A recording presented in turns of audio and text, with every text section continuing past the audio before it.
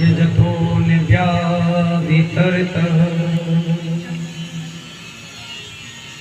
चार्तीष्वेज्ञास्वरा तेने ब्रह्म हृदय आदि कवये मोहन्ति सूरया तेजो वारिमृदं यथा विनिमयो यत्र तिसर्गो रसः धाम्ना स्वेन सदा निरस्तिकुहकः सत्यं परं धीमहि जन्माद्यस्य जतो नियादितरतः चार्थेष्वभिज्ञास्वराट्।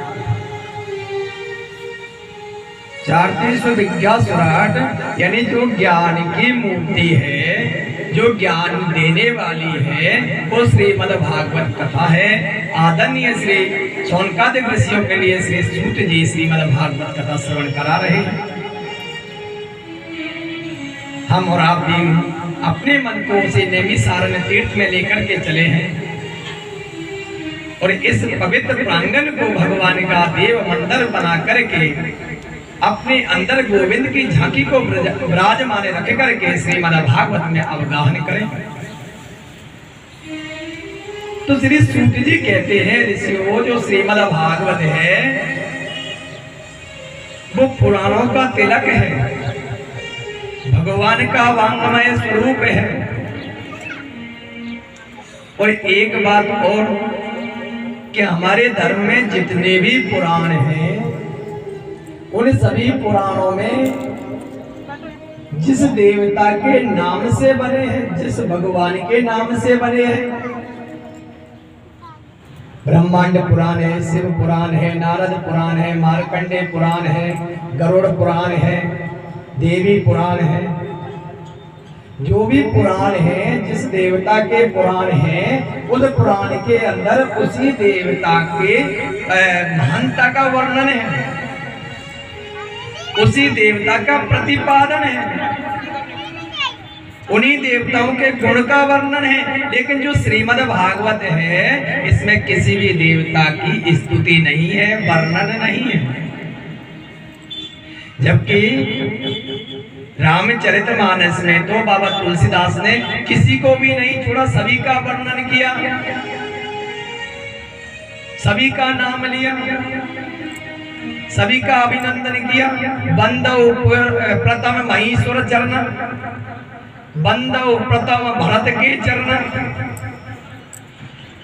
यहाँ तक कि जीव जड़ चेतन में से किसी भी वस्तु को नहीं छोड़ा, सभी की व्याख्या की, सभी का सम्मान किया। लेकिन श्रीमद् भागवत में ऐसा नहीं है।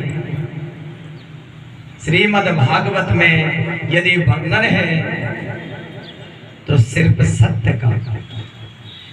भागवत यही सिखाता है, सत्य मार्ग पे चलो, सत्य का प्रतिपादन करो, सत्य बोलो। तेजो वारिमृदाम जता विनिमय यत्रोत्र सर्गम साम धाम्ना स्वेन सदा निरस्तकुहकं सत्यम परम धीमहि। यानी सत्य से बढ़कर के कोई धर्म नहीं है। और श्री रामचरितमानस में इस चीज का वर्णन है। बाबा तुलसीदास ने भी कहा है, धर्म न दूसर सत्य समाना, धर्म न दूसर सत्य समाना,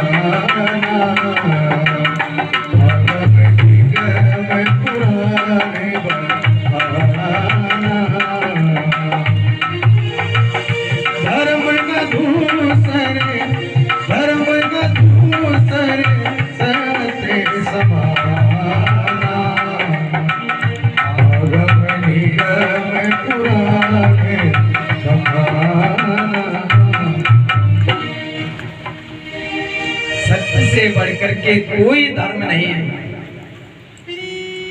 धर्म न दूसर सत्य समाना।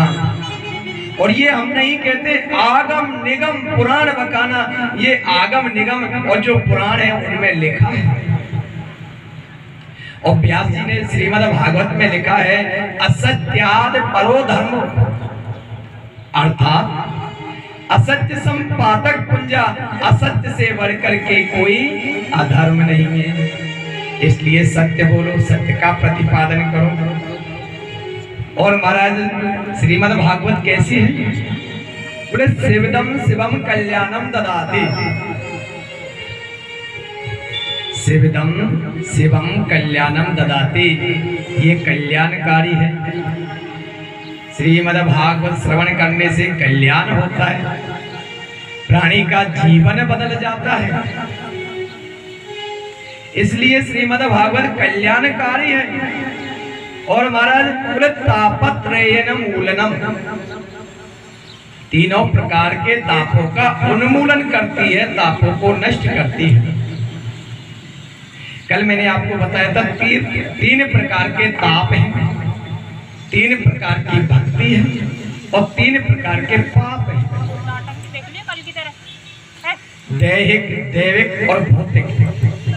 ये 3 प्रकार के ताप हैं। मनसा वाचा कर्मणा, मन से, वाणी से और कर्म से यदि गलत करते हो तो ये पाप है। और यदि भक्ति करते हो तो ये भक्ति का प्रतीक है। मन से करो, वाणी से करो और कर्म से करो। और जब भगवान की कृपा होती है तो ये तीनों प्रकार के ताप नष्ट हो जाते हैं। दैहिक, दैविक, भौतिक तापा, दैहिक, दैविक, भौतिक तापा, दैहिक, दैविक, भौतिक तापा, नाम राज्य का नहीं व्यापार, नाम राज्य का नहीं व्यापार।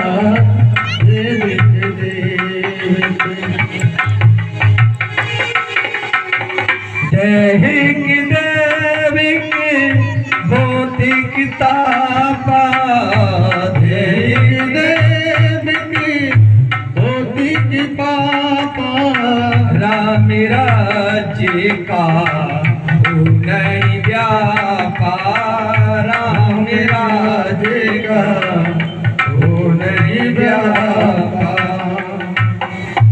यदि भगवान की कृपा प्राप्त होती है तो तीनों प्रकार के ताप नष्ट हो जाते हैं, चाहे दैविक, चाहे भौतिक, चाहे आध्यात्मिक ताप। तो तीनों प्रकार के तापों को नष्ट करती है श्रीमद् भागवत कथा।